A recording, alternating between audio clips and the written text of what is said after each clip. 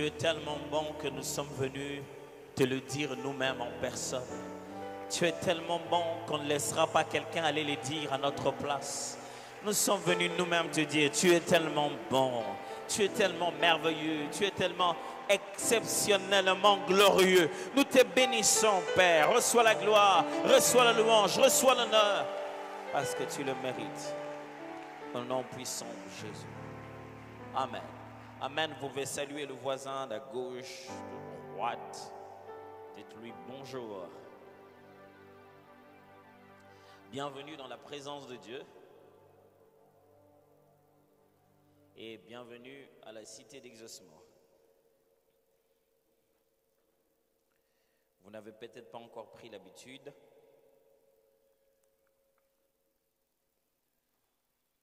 Nous allons ensemble prendre cette habitude, ce n'est pas si grave, on va ensemble apprendre ça.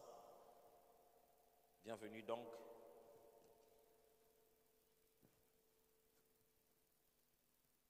À ce premier culte, la semaine, nous allons avoir 2 cultes aujourd'hui. C'est la première fois que nous commençons à avoir 2 cultes. Donc, bienvenue à ce premier culte. Amen. Depuis quelques dimanches, nous nous sommes lancés sur le fait de parler d'un voyage léger. Si vous vous demandez pourquoi, après moi, personne ne parle, c'est parce qu'au premier culte, on prêche essentiellement dans une seule langue. C'est au second culte qu'il y a l'interprétariat.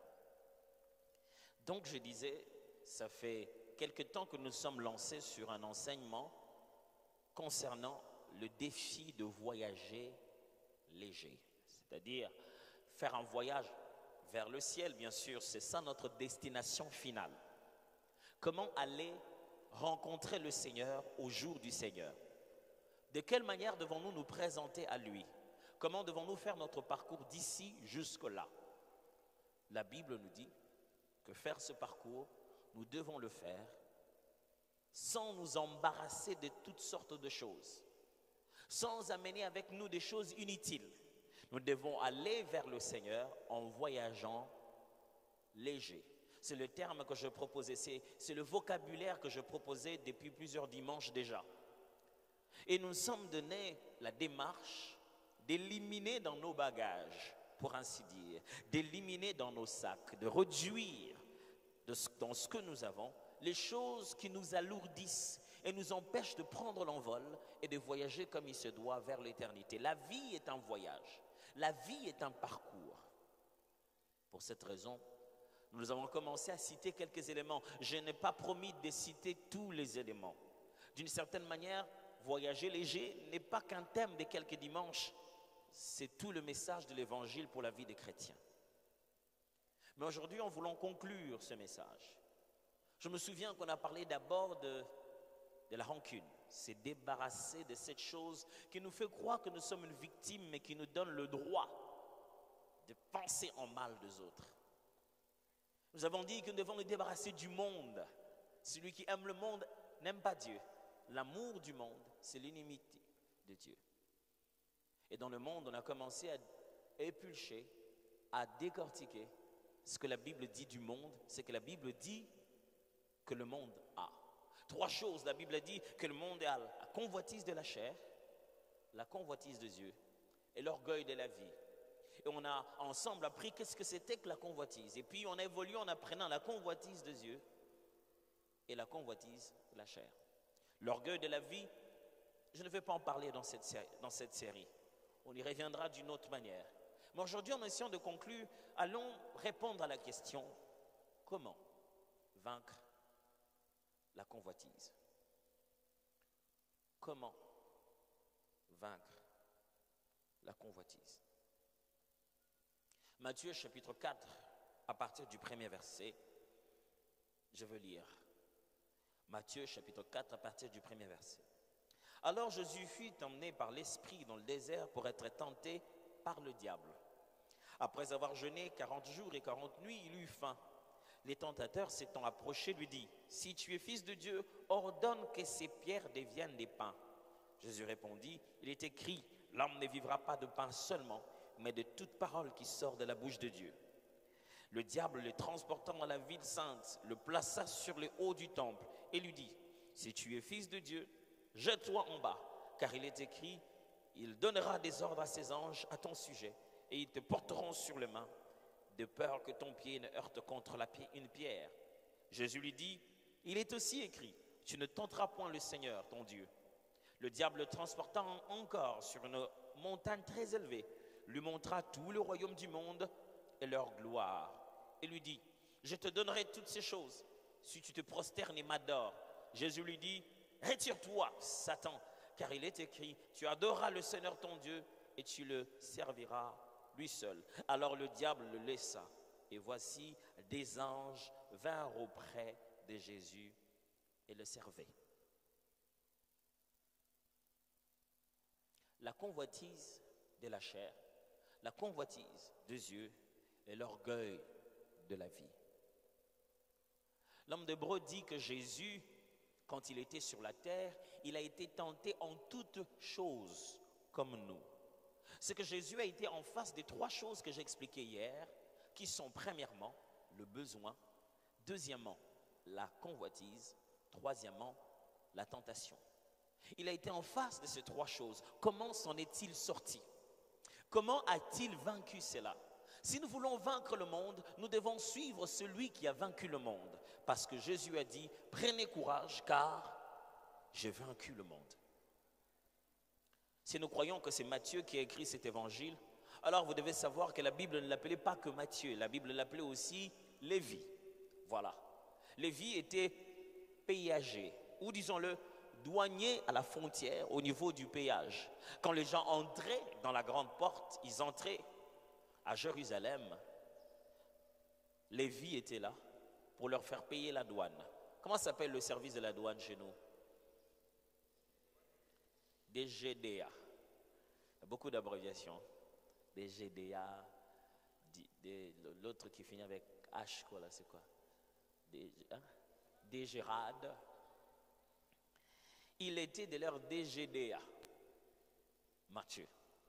Jésus est allé un jour au bureau du DGDA de l'époque. Il a dit, Matthieu,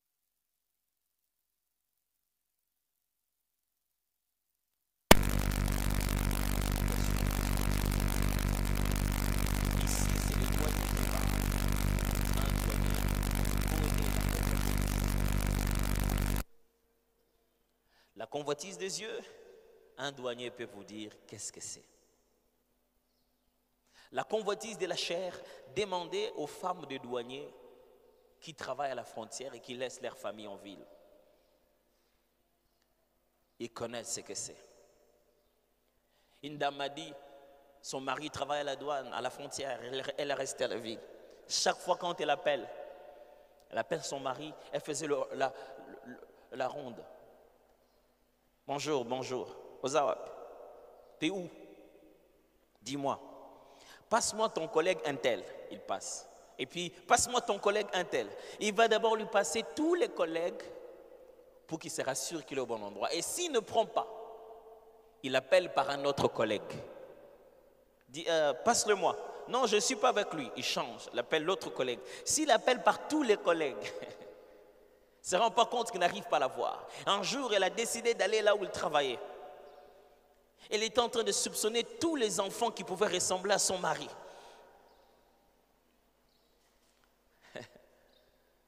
Matthieu, donc, présente Jésus qui enseigne. Il n'est pas facile de convaincre un douanier. Quand tu essaies de lui expliquer, lui, il connaît bien la loi. Il te dit, non, non, non, c'est pas comme ça. Avez-vous déjà débattu avec un douanier pour dédouaner vos affaires? Si cet homme a été convaincu par Jésus, je suis sûr qu'il est parmi ceux qui ont dit « Jamais homme n'a parlé comme lui ». Quand il raconte l'histoire de Jésus, il cite 14 paraboles différentes. Il cite 19 miracles différents. Il est frappé par ce Jésus. Il a commencé une aventure, Jésus lui a dit « Viens, suis-moi ». Quel est le contrat? Est-ce que c'est un contrat à durée indéterminée ou c'est un contrat à durée déterminée? Non, c'est juste « Viens, suis-moi ». Cet homme a suivi Jésus, mais il ne l'a pas suivi au désert. Jésus est allé seul. Le seul moyen de connaître cette histoire, c'est que Jésus lui-même vous ait raconté cela. Et je m'imagine que Jésus a raconté l'affaire parce qu'il est seul dans le désert pendant 40 jours et 40 nuits. Luc parle exactement de la même histoire, exactement de 3 tentations, exactement de la même manière. Marc, lui, par contre, résume tout ce qui s'est passé. De manière un peu plus résumée, il parle de la même chose. Tous ceux qui ont été disciples et apôtres ont eu quand même le temps d'entendre Jésus parler de cette histoire où il a été tenté.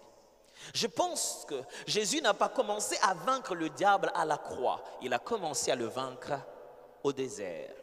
C'est pourquoi, mes frères, ne pensez pas que vous allez vaincre le diable devant une tentation de 10 millions de dollars. Vous allez commencer à réussir à le vaincre devant même la tentation des 500 francs d'autrui qu'il faut remettre. Celui que vous avez vaincu dans le désert, vous le vaincrez à la croix. Je répète, celui que vous avez vaincu dans le désert, vous le vaincrez à la croix. Et Jésus donc a commencé à avoir sa victoire progressivement déjà ici. Écraser le diable a perdu. Mais le diable est venu comment? De la même manière. Il sait que si Jésus est un être 100% humain, c'est qu'en lui il y a des besoins. S'il y a des besoins, c'est qu'il est exposé à une possibilité de convoitise. S'il peut convoiter, donc je vais amener la tentation.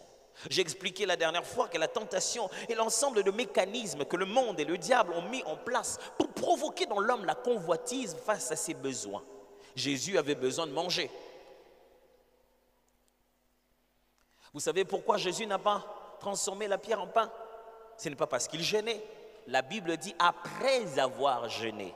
Il a déjà fini de jeûner. Il a maintenant besoin de manger. Vous voyez, si le diable vous tente, vous saurez, au moment où c'est une tentation, vous saurez que c'est une tentation. N'est-ce pas? Pendant que vous jeûnez, il vous dit mange. Je dis non, non, non, non, non, ça c'est trop facile, c'est une tentation. Mais quand vous avez faim, la tentation, généralement, ne vient pas pour nous faire arrêter ce pour lequel on est focalisé. Elle vient nous proposer une autre façon d'accomplir ce dont on a besoin. Elle ne vient pas court-circuiter un besoin, elle vient proposer une façon de remplir un besoin. Jésus est en face des 3 choses qu'il y a dans le monde. Oh oui, oui, oui, oui, fils de Joseph. Tu es dans le monde maintenant, tu n'es plus au trône, tu es sur la terre, et sur la terre, il y a la convoitise des yeux, la convoitise de la chair, et l'orgueil de la vie qui assassine tout le monde. Et le diable se dit, si ce Jésus est aussi un homme, la méthode reste la même. Convoitise des yeux, convoitise de la chair, orgueil de la vie. Il vient, il commence par lui dire, tu vois cette pierre, transforme-la en pain, convoitise des yeux. Et puis il vient, il lui dit, bah écoute, il le met sur le haut de la montagne, il lui montre. Il lui montre tout.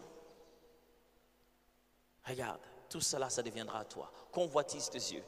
Quand tu lui as montré le pain, c'était son corps qui demandait. Convoitise de la chair. Quand tu lui as montré le royaume, convoitise des yeux. Et puis il a dit, on va faire ça mieux. Ce que tu peux leur montrer, tu peux juste te prosterner devant moi. Il est en train de toucher son ego. Comment Jésus s'est-il défendu? Il s'est défendu de 4 manières, qui sont les 4 manières qui nous permettent de vaincre la convoitise. Je ne sais pas si vous êtes intéressé de vaincre la convoitise. Je ne sais pas si vous êtes là. Je ne sais pas si vous êtes intéressé de vaincre la convoitise.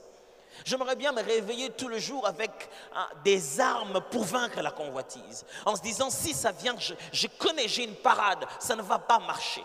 C'est bien de se promener en sachant que toute arme forgée contre moi sera sans effet. C'est bien de se promener en sentant qu'on est protégé. Comment Jésus a fait? Vous vous demandez 3 tentations, 4 façons de les vaincre. D'où vient la 4e? Il suffit de lire la Bible et vous verrez. Premièrement, pour vaincre la convoitise, premièrement, soyez remplis du Saint-Esprit. Je répète, soyez remplis du Saint-Esprit. Aidez-moi à dire ça aux voisins. Soyez remplis du Saint-Esprit. Est-ce que vous pouvez encore le lui dire, s'il vous plaît?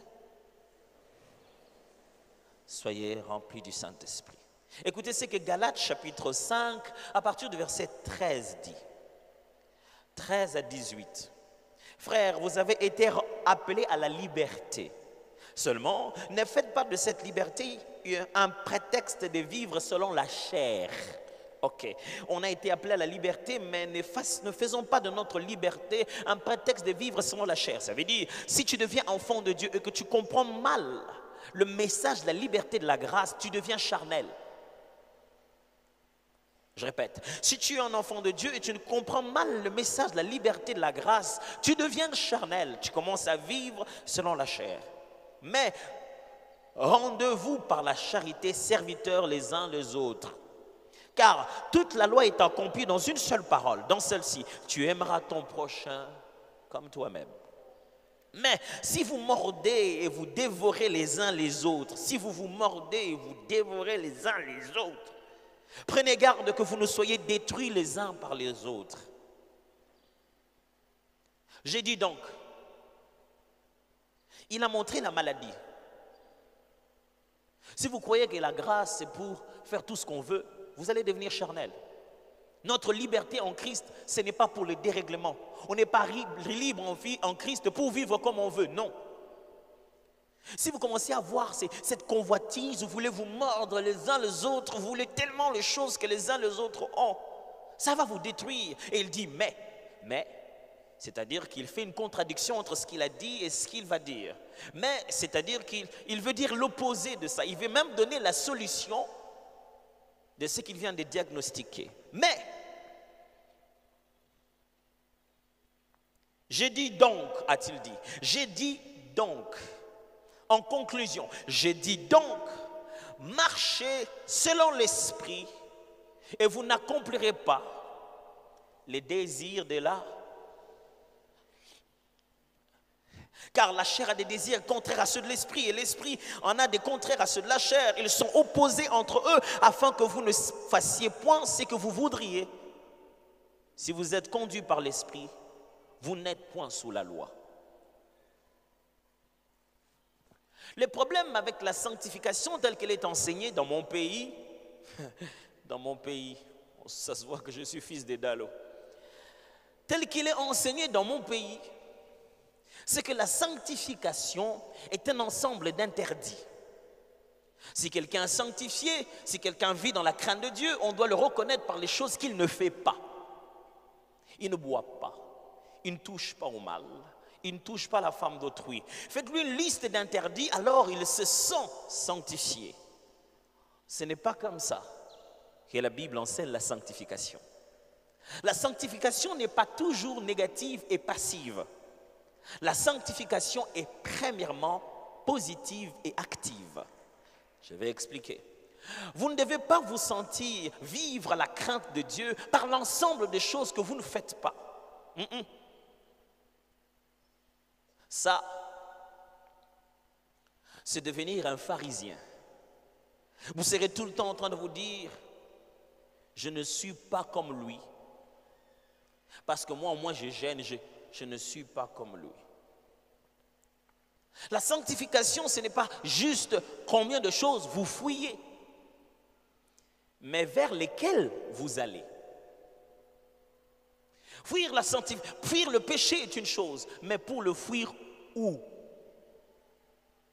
Quand vous fouillez le péché, vous allez où?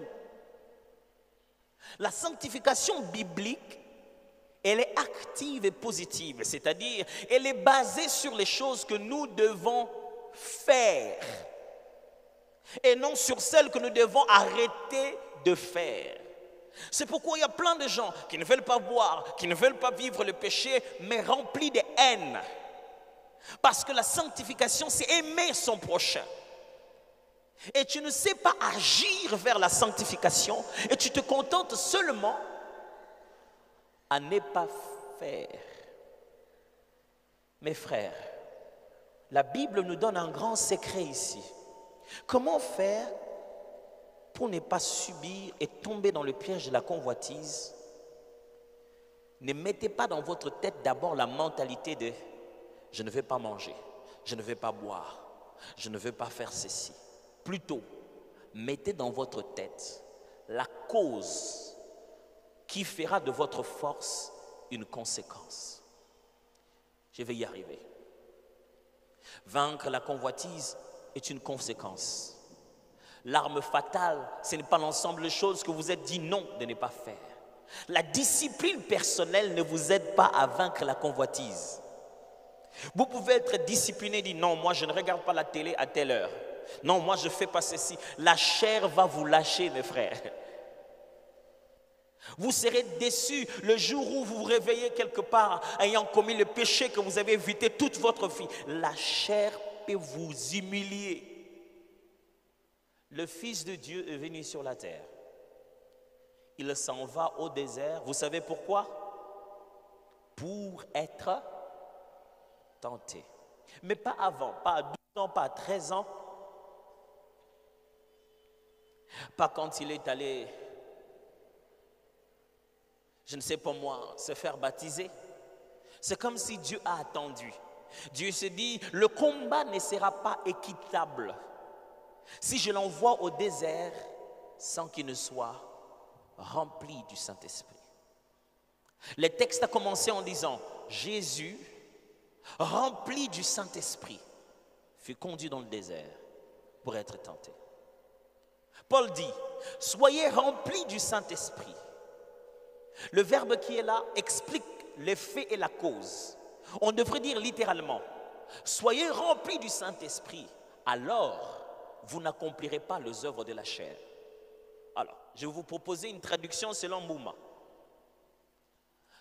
C'est parce que vous êtes remplis du Saint-Esprit que vous aurez comme conséquence n'est pas accomplir les œuvres de la chair.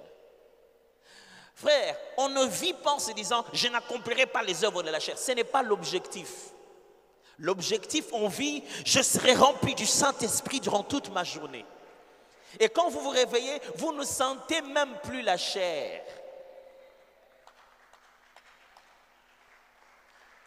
J'aimerais bien expliquer ça. L'évangile n'est pas de la moralité. Je ne vous explique pas le self-control, comment discipliner l'être. Je ne vous apprends pas le développement personnel. On a entendu les personnes d'une probité indiscutable comme un président des États-Unis. Est-ce qu'on n'a pas entendu parler de l'affaire Monica Lewinsky? Des personnes d'une probité exceptionnelle ne vont-ils pas baisser la tête et dire « je ne sais même pas comment je le fais ». La chair est décevante. Est-ce que ça ne vous fait pas bizarre quand vous allez demander pardon de vous être emporté? Pardonne-moi, vraiment. Je ne sais même pas ce qui m'a fait. Vraiment. Il ne faut pas commencer à me déranger comme ça. Tu as rêvé quelque chose. Je me souviendrai toujours. Un jour, j'allais prêcher quelque part. J'étais si concentré, je parlais en langue, j'étais préparé. Et j'étais dans le taxibus. Et j'ai dit au receveur, vous me déposerez là-bas. Je déteste les retards. Il suffit de demander à ma femme. Et j'avançais. Et il dépasse un peu. J'ai dit là. Il dépasse encore. J'ai dit là. Il dépasse. J'ai dit là. Normalement, mon nom c'est Mbouma et mon poste nom c'est Nkanda. Mais ça n'a rien à voir avec la colère.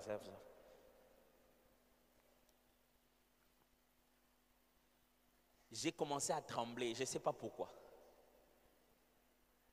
Je me suis rapproché de lui. Je lui ai dit, si j'arrive en retard, c'est la première fois que je vois un receveur avoir peur.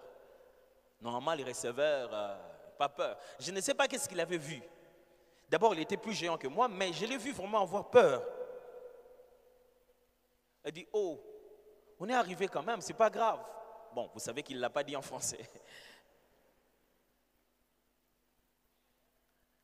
Je descends, je tremble. Mes jambes tremblent. C'est dit, Nasilika Bongo Kala. Je me calmais durant toute la route. Netibila et Kotaki. Je me calmais durant toute la route. Je n'en revenais pas. Je pensais que c'était parti, mais c'était quelque part. Qu'est-ce qui se passe? Écoutez-moi. Le vieil homme, il attend toujours l'opportunité de se manifester. Le seul moyen de le tenir assujetti, c'est de le lier comme un homme fort, de le mettre de côté et de changer de gouvernement. Quand vous entrez dans le gouvernement de l'esprit, ils ne peuvent plus partager l'autorité. J'aimerais bien vous expliquer ça. Quand c'est le Saint-Esprit qui domine, mes frères, quand vous êtes rempli du Saint-Esprit, il n'y a plus la place pour la chair. Chaque fois qu'elle essaie de se manifester, l'Esprit le contrôle. Vous perdez certains réflexes de la chair parce que les choses qui vous intéressent sont spirituelles. Ce ne sont plus les voitures que vous voyez le Dieu qui bénit. Je n'ai pas besoin d'avoir une voiture, j'ai besoin d'avoir la bénédiction de l'Éternel. Pourquoi? Parce que lorsque la bénédiction de l'Éternel arrive, elle arrive avec quelque chose que la voiture ne donne pas. Vous savez, quand vous achetez une voiture, on vous donne l'assurance de quelques années. Mais la bénédiction garantit, vous assure la sécurité, la présence. Okay. Vous ne m'avez pas compris. Quand vous achetez une voiture, vous savez, quand vous m'avez acheté une voiture, est-ce qu'on vous a donné un garde du corps? Non. Mais quand c'est la bénédiction de l'Éternel, l'ange de l'Éternel campera, oh my goodness, l'ange de l'Éternel campera toujours à côté de ce véhicule. Frère, soyez remplis du Saint-Esprit. Qu'on ne vous trompe pas, la vie chrétienne, ce n'est pas de la morale, c'est de la spiritualité. Ce n'est pas au niveau de Azarane Moutamalam, il fait du bien, c'est quand même quelqu'un de moralement bien. Il y a des gens qui sont seulement bien éduqués, hein, mais ils n'iront pas au ciel pour ça. Oh. Il y a des gens qui sont bien éduqués, mais ils n'iront pas au ciel. Il dit merci, bien sûr, s'il vous plaît, pardon, je vous en prie. Mais il n'ira pas au ciel. Parce que la condition pour aller au ciel, c'est naître de nouveau et naître... Ok. Vous venez à l'église en disant que vous êtes né de nouveau, mais vous croyez qu'être né de nouveau veut dire changer de moralité. C'est dans quelle Bible? Le mot qui suit naître de nouveau, c'est naître d'esprit. Que Dieu nous donne une église des gens qui naissent d'esprit. Le seul moyen de contrôler cette chair, c'est de laisser l'esprit nous remplir. Nous remplir. Frères et sœurs, devenons spirituels. Jésus, quand il est rempli, alors il dit, ok, on va affronter le diable. Vous savez ce qui se passe? Celui qui est rempli déborde quand il a vaincu la tentation. Ok, let me make it clear. Quand vous êtes rempli du Saint-Esprit et que vous passez par un moment d'affrontement avec le diable, quand vous gagnez la bataille, vous n'êtes plus rempli du Saint-Esprit. Vous êtes revêtu du Saint-Esprit. Écoutez-moi, vous êtes rempli pour être testé si vous êtes capable de revêtir. Ok, let me make it clear. Vous êtes rempli pour être testé si vous êtes capable de revêtir. La chose qui fait que l'église d'aujourd'hui n'est pas puissante, c'est le fait que nous ne sommes pas remplis pour passer vers les épreuves. L'onction, c'est test. Dieu ne donne pas l'onction à n'importe qui. Et vous savez que les tests de Dieu, il les fait sous-traiter chez le diable. Si Dieu lui-même veut te tester, il dit non, je suis trop bon. Satan, attaque.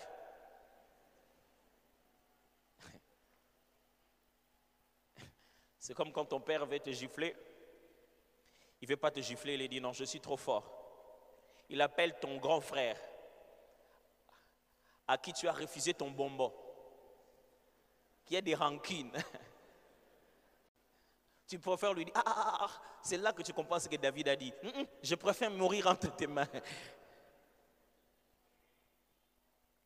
Est-ce que vous êtes rempli du Saint-Esprit? Est-ce que vous avez lu les textes? Le texte ne dit pas demandez à Dieu de vous remplir du Saint-Esprit.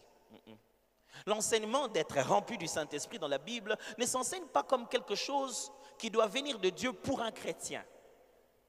Quand vous êtes déjà né de nouveau et né d'esprit, être rempli du Saint-Esprit, c'est votre responsabilité.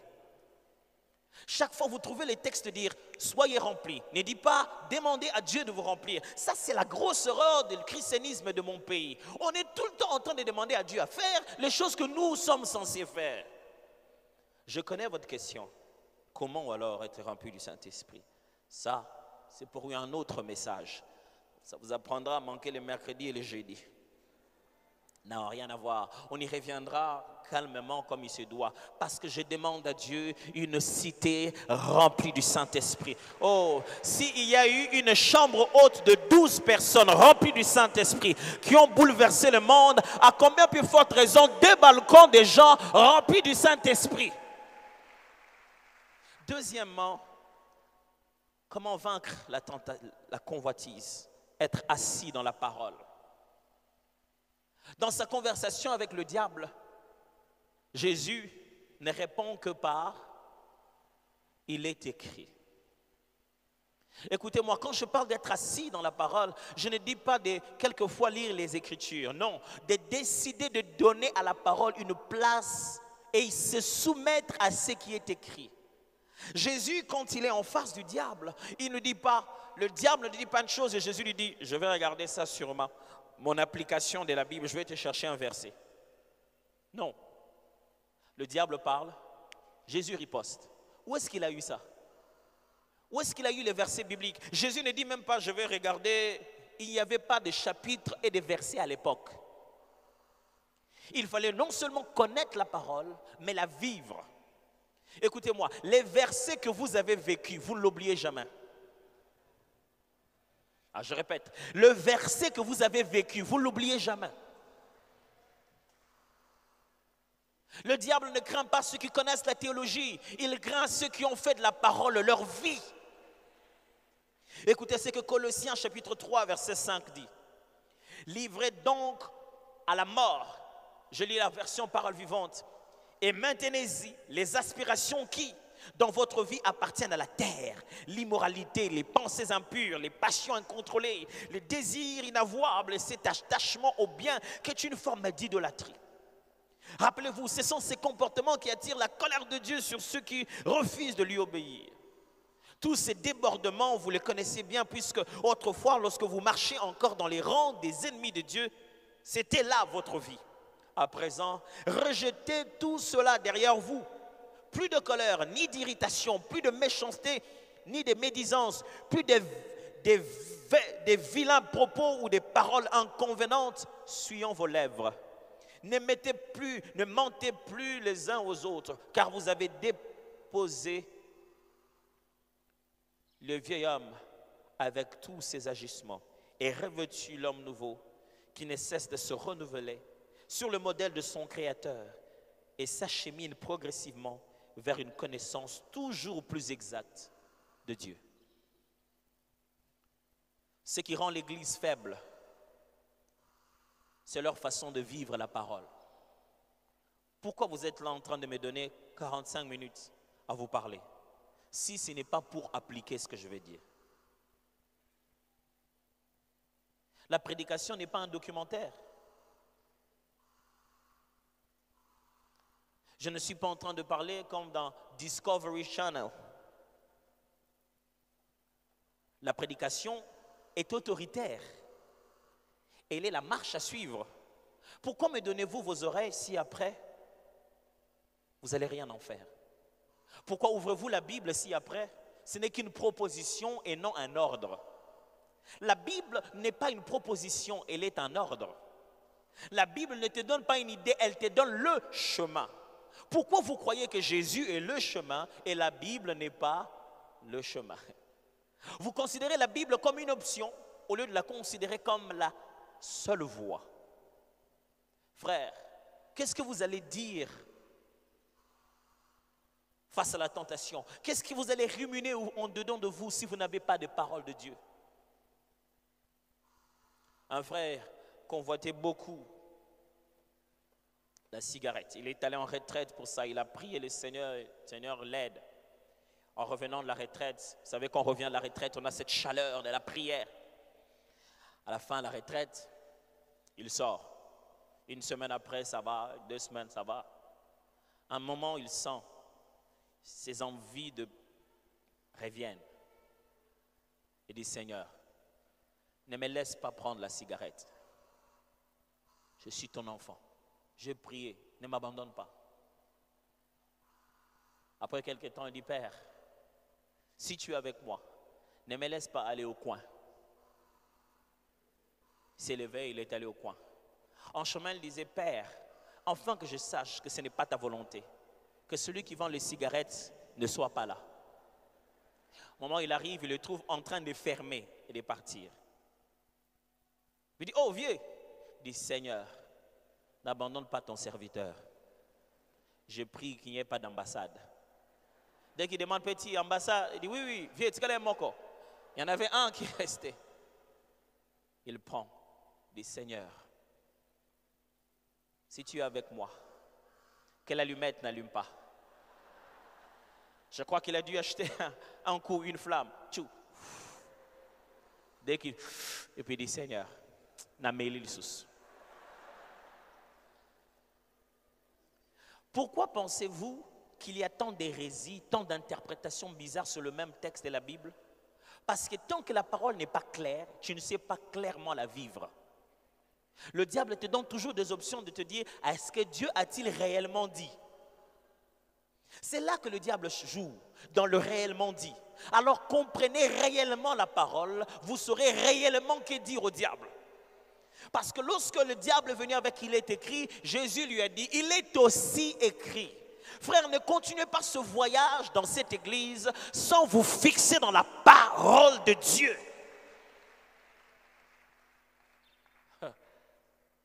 Troisièmement, établir la seigneurie dans l'adoration. Établir la seigneurie dans l'adoration. Frère, ce qui va vous donner la force pour résister à la tentation et vaincre la convoitise, c'est de savoir qui est Seigneur dans ta vie. On vient dire à Jésus, Jésus, bon, agenouille-toi, je te donnerai tout ce qu'il y a. Et Jésus a dit, il est écrit, tu n'adoreras que ton Dieu, lui seul, et tu le serviras, lui et lui seul. Si dans votre cœur, vous n'avez pas établi qui vous servez, vous servirez la chair. Si dans votre cœur, vous ne savez pas qui est le maître, vos décisions seront charnelles. Qu'est-ce que c'est que la chair? La chair est un royaume dans lequel vous-même vous êtes le pouvoir législatif, le pouvoir judiciaire et le pouvoir exécutif. Kolombongo alembongo nae. Kolonzoto asalelunzoto nae. S'il n'y a aucune seigneurie, s'il n'y a personne que vous craignez, si vos genoux ne se prosternent pas devant quelqu'un de plus grand, la convoitise vous vaincra toujours. Bizarre, hein? La raison pour laquelle je ne laisse pas ma chair faire n'importe quoi, ce n'est pas juste parce que j'ai une belle femme, ça c'est une très bonne raison suffisante. Mais c'est parce que j'ai un Seigneur qui voit tout, qui est partout. J'ai un culte à le rendre. Je vous exhorte donc, frères, à offrir vos corps. Quand vous devez donner ce que vous avez, vous prenez soin de ça. Avez-vous déjà fait un cadeau? Vous avez quelqu'un qui vient à la maison, vous allez chercher le meilleur de plats, n'est-ce pas? Chez nous, quand on grandissait, il y avait des assiettes des invités. Vous connaissez ces assiettes-là qu'on a mis dans l'armoire au salon? Vous avez pas eu ça chez vous, hein? Des assiettes des invités, on ne mangeait pas dedans. Je me rappelle au début de mon mariage, ma femme a fait aussi la même chose, les mêmes causes. Voilà. Elle a inventé aussi les assiettes des invités, les verres des invités, jusqu'au jour où je dis, bah, ça ne va pas ou quoi? C'est qui les chefs ici? C'est moi l'invité d'aujourd'hui. C'est-à-dire qu'aujourd'hui, on saura si c'est chez moi ou c'est pas chez moi. Si tu veux, je sors et je reviens comme un invité. Quand on veut donner un verre d'eau à un invité et qu'on a envoyé sa fille, qu'elle tarde, on va soi-même, n'est-ce pas? On lève le verre, on regarde s'il n'est pas tacheté. Pourquoi? Parce qu'on veut offrir, on veut faire plaisir. Quand tu sais que ta vie est une offrande à Dieu, tu ne laisses pas n'importe quoi te toucher. Quand on parle d'adorer, mes frères, on n'en parle pas pour faire plaisir aux musiciens. L'adoration doit être un style de vie. Quand vous entrez dans la voiture de quelqu'un, vous l'entendez élever le Seigneur. Il n'a même pas le temps de voir les jeunes filles en petite culotte. Il ne les voit pas. Il est sur la terre, mais comme au ciel, comme au ciel. Pourquoi? Sa vie est une vie d'adoration. Et enfin, la parole d'autorité. Je ne peux pas dire prière d'autorité. Parce que généralement, au Congo, quand vous dites prière, les gens voient toujours parler à Dieu. Jésus est en train de se battre avec le diable. Pourquoi ne demande-t-il pas renfort? Pourquoi ne dit pas Père? Ça, c'est ce que nous faisons tout le temps. Quand on est en face de l'ennemi, Seigneur, je te prie que tous ces démons... Dans toute la Bible, Jésus, face au diable, n'a jamais invoqué le Père. Face au diable, on ne fait pas de conversation indirecte. Ils ont parlé. Jésus n'a rien dit premier tour. Deuxième tour n'a rien dit. Troisième tour, la phrase commence. Retire-toi, Satan. L'ordre est clair. C'est pourquoi je préfère utiliser le mot parole d'autorité. Dites prière d'autorité si vous voulez. Appelez prière de combat si vous voulez. Moi, je préfère prière de victoire. Parce qu'il n'y a pas un combat où on entre dans le terrain et tu dis à l'adversaire, couche-toi. Et il se couche. Compte 1 jusqu'à 3. Le combat est fini et c'est fini. Ça, c'est un combat, ça. Vous êtes-vous déjà battu en ordonnant? Ça, c'est l'imposition de la victoire. Frère, si vous ne dites rien au diable, vous allez tarder avec lui. Si vous ne dites rien à vos pensées, ils vont vous embêter. Vous ne pouvez pas arrêter quelque chose dans votre cœur si vous ne déclarez pas la parole dans l'atmosphère. Quand vous entrez dans votre bureau, vous ressentez encore la même chose. Et vous, tout ce que vous dites, Seigneur, moi, c'est vraiment...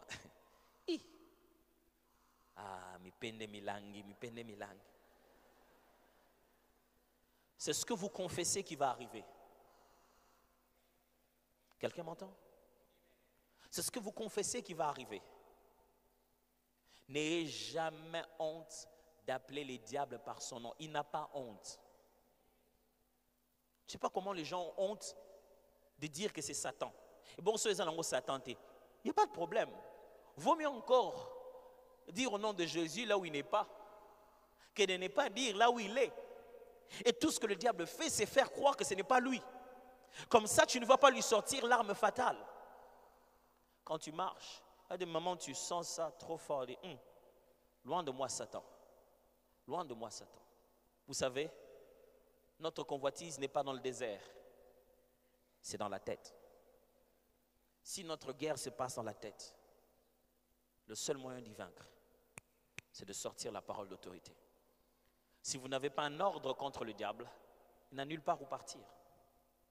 Si vous lui dites, Satan, pourquoi tu me déranges? C'est comme ça que tu fais avec le diable. Hein? Pourquoi tu me déranges? Mais il va déranger. Vous avez déjà vu ces jeunes filles avec les garçons dans le coin de rue? Le soir, vous les passez juste à côté, mais vous n'entendez pas ce qu'ils disent. Mais ils se parlent par Bluetooth. Vous êtes là en train de vous dire, je vais entendre ce qu'ils se disent. Tu passes vraiment à côté. Ils se disent quoi? Vous avez déjà vu les jours où on est en train de les battre, de les frapper?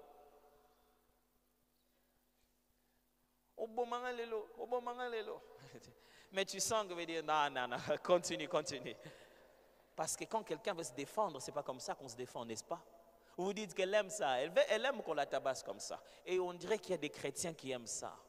Oh Seigneur, pardonne-moi pour tout ce que j'ai fait, mais je le ferai encore demain. Seigneur, j'ai mal pour ce que je fais. Si tu peux enlever la douleur qui vient, la culpabilité qui vient après ce que je fais, je le ferai encore. Ce qui me fait vraiment mal, c'est la culpabilité. Mais la chose que je fais, je l'aime beaucoup. C'est comme ça que les chrétiens parlent. Écoutez-moi, mes frères, en finissant ce message. Je Je devais être en 3e primaire. J'avais une dame qui nous enseignait. Elle était d'un caractère très très fort. Portait des lunettes. Je ne sais pas qu'est-ce que ça a à voir avec les lunettes, ces choses. Elle faisait quelque chose que je n'ose pas dire tout haut, mais des fois il y avait des enfants qui dérangeaient tellement, elle les prenait leur tête et les amenait devant le board, le tableau. Il n'est pas en bois. Les tableaux en mur. Il le cognait la tête. Tout. Un jour, j'étais devant, j'ai toujours été devant. Je ne sais pas qu'est-ce qui m'a pris ce jour-là. Un ami a dit, il veut s'asseoir à côté de moi. J'ai dit oui. Mais c'était un dérangeur avec un grand D. On parlait, lui me montrait les dessins. Or, quand tu es assis juste devant, et que c'est généralement toi qui lèves la main, madame pose la question se disant que tu lèveras la main, mais je suis distrait. Et elle m'a bien appris la leçon. Elle ne m'a pas cogné, sinon je n'allais pas vivre. Elle nous a appelés, nous deux. Moi et l'ami, elle nous a mis face à face. Elle a dit, elle m'a dit à moi, toi, gifle-le. Je me suis dit, l'ami me connaît. Il sait que si on est là, c'est à cause de lui. Il va quand même comprendre le jeu. Il sait que je ne suis pas dérangeur. Au fond de lui, il sait que c'est sa faute. C'était même pas sa place. Je pense qu'il m'aime bien, c'est pourquoi on causait. Je veux juste un peu le gifler. Lui aussi me giflera un peu. Frère, quand vous avez la convoitise, ne giflez pas un peu. Parce que vous ne savez pas comment elle va vous gifler. Pour bien m'apprendre la leçon,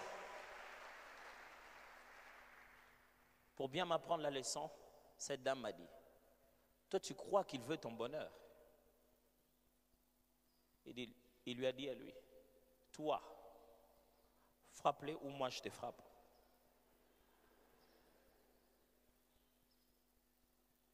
Le gars, il est descendu, il a pris la main.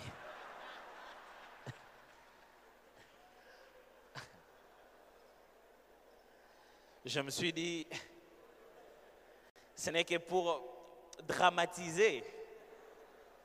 La vitesse, quand elle viendra, il va la réduire. Je n'ai pas reconnu mon ami du tout. La convoitise n'est pas votre ami. Vous allez vous retrouver à un endroit que vous n'aviez jamais voulu être, en train de pleurer. Parce que vous avez voulu jouer avec la convoitise. Ne jouez pas avec ça. Ne jouez pas avec ça. Ne désirez pas absolument ce que les autres ont. Contentez-vous de ce que Dieu vous a donné. Avec ça, Dieu fera des exploits. N'osez pas.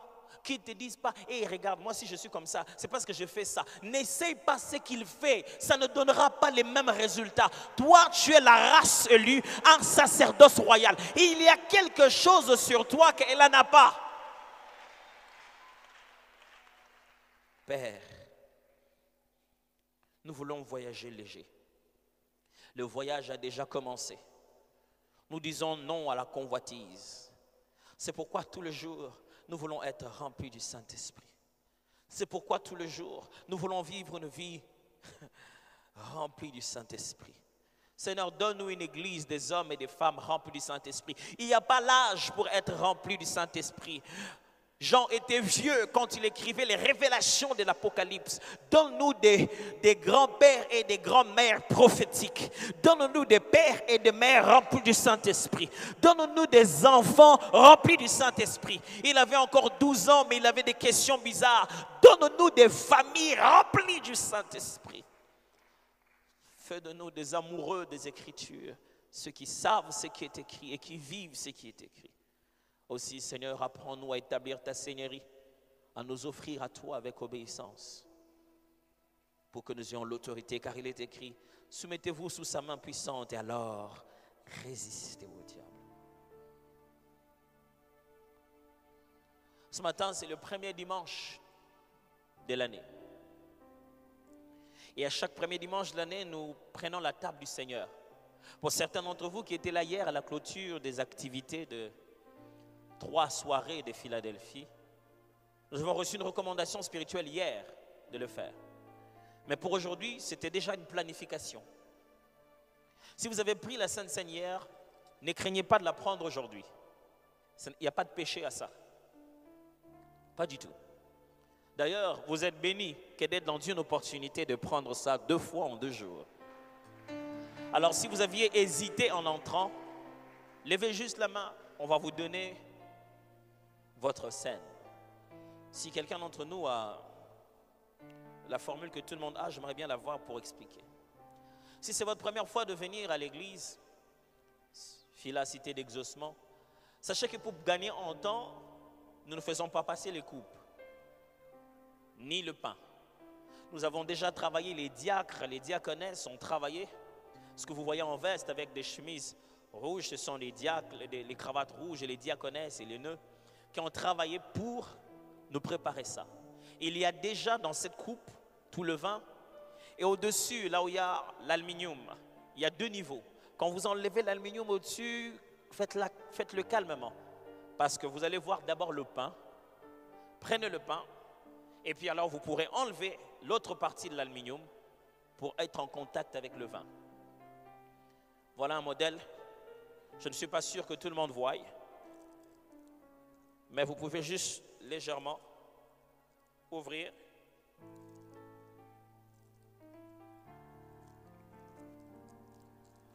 Quand vous ouvrez, vous aurez votre pain. Après, alors, en dessous du pain, il y a un plastique. Vous pourrez l'enlever. J'aimerais que ceux qui ont eu la table du Seigneur et qui veulent prier avec moi se lèvent. Une fois que vous vous serez débarrassé de l'aluminium après la prière, vous le placerez dans la poubelle. Mais il y a une autre forme de ramassage pour les plastiques. Les plastiques iront dans les poubelles gros là, tout en blanc, mais les aluminiums iront dans le petit poubelle. Lorsque nous faisons ceci, Jésus a dit, faisons-le en sa mémoire. Ce que vous mangez, c'est vraiment un pain. Ce que vous buvez, c'est vraiment du vin. Mais l'effet de ça, c'est vraiment son sang. L'effet de cela, c'est vraiment son corps. C'est son corps alors. C'est son sang. Pourquoi? Juste en faisant ceci, nous entrons dans l'union avec lui et nous montrons que nous sommes membres de l'Église et nous sommes participants à toutes les promesses. Et ce matin, je déclare que chaque promesse des Écritures et chaque acquis de la croix va se manifester en toi en prenant ce corps et ce sang. Certains ont été guéris dans leur corps en le faisant. Certains ont été maudits dans leur corps en le faisant mal. S'il y a quelque chose dans votre cœur qui vous empêche de prendre la table du Seigneur, alors ne le faites pas. Mais souvenez-nous, il nous a pardonné. Si quelque chose revient dans votre cœur et ce semble être une condamnation, commencez par demander pardon au Seigneur.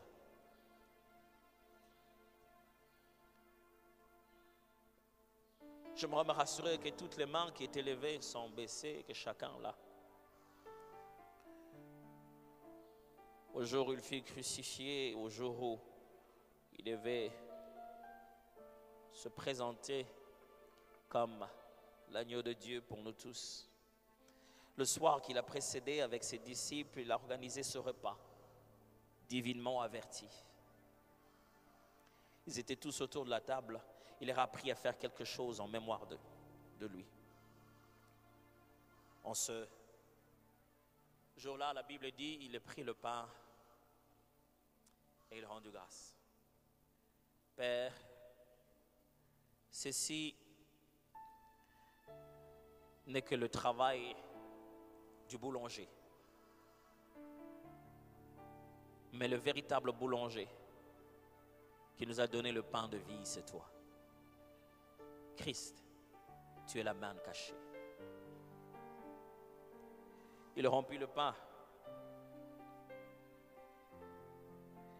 Et il a partagé à ses disciples en leur disant, ceci est mon corps que je donnais pour votre salut. Il prit aussi la coupe. Rendu grâce. Jésus, ton sang est versé sur la croix. Nous n'avons pas vu le jour où c'était versé, mais nous ressentons jusqu'aujourd'hui l'impact du sang versé.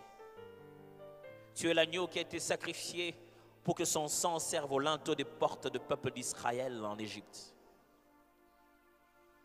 Il a dit, ceci est mon sang versé pour vous.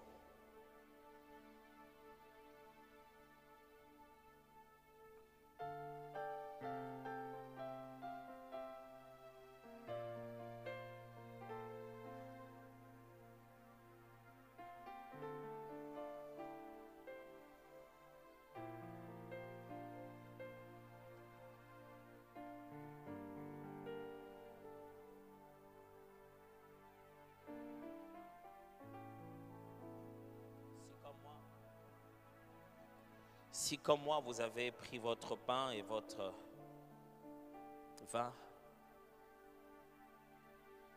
nous allons boire cela. Et moi je veux me mettre à prier pendant que nous sommes en train de boire. Allons-y ensemble. Que chaque goutte de ce vin corrige les problèmes de sang que tu as au nom de Jésus. Que chaque goutte de ce vin amène la victoire au-dedans de toi au nom de Jésus. Que la victoire que tu n'as pas reçue par le nom de ta famille, tu le reçoives au nom de Jésus. Que chaque morceau de ce pain restaure en toi ce qui était perdu au nom de Jésus. Que chaque morceau de ce pain te place au-dessus de tes adversaires et de leurs plans macabres contre toi. Je déclare que ce pain que tu manges, je déclare que ce vin que tu prends te met à l'instar de Christ, élevé au-dessus de tout nom. Cette sainte scène, c'est la scène de l'élévation. Je déclare l'élévation dans ta vie, dans ta famille, dans tes études, dans ton emploi. C'est la sainte scène de l'élévation. Celui qui est souverainement élevé t'attire vers les hauteurs. Cette année, tu vivras l'élévation.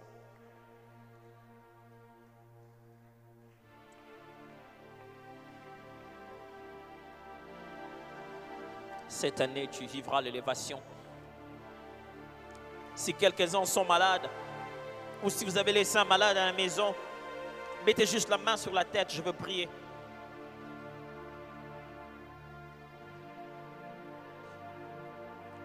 Je déclare la guérison au nom de Jésus, pour vous et pour les membres de votre famille. Je déclare la guérison au nom de Jésus. Maintenant, je dis maintenant, dans votre corps et dans le corps de ceux qui sont loin, au nom de Jésus, je commence depuis les orteils jusqu'aux cheveux de la tête. La guérison les affecte au nom puissant de Jésus.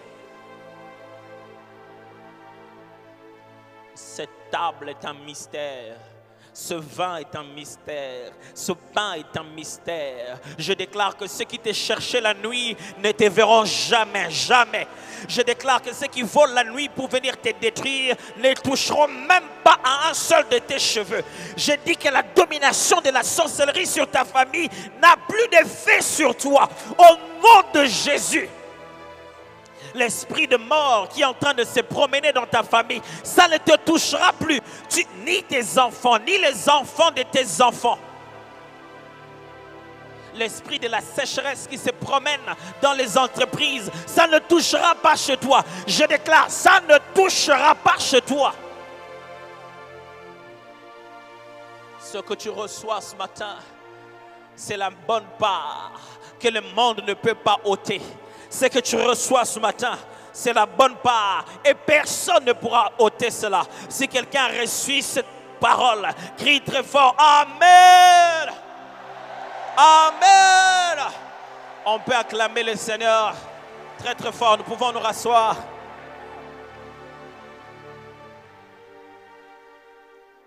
Aujourd'hui, j'ai plusieurs rôles.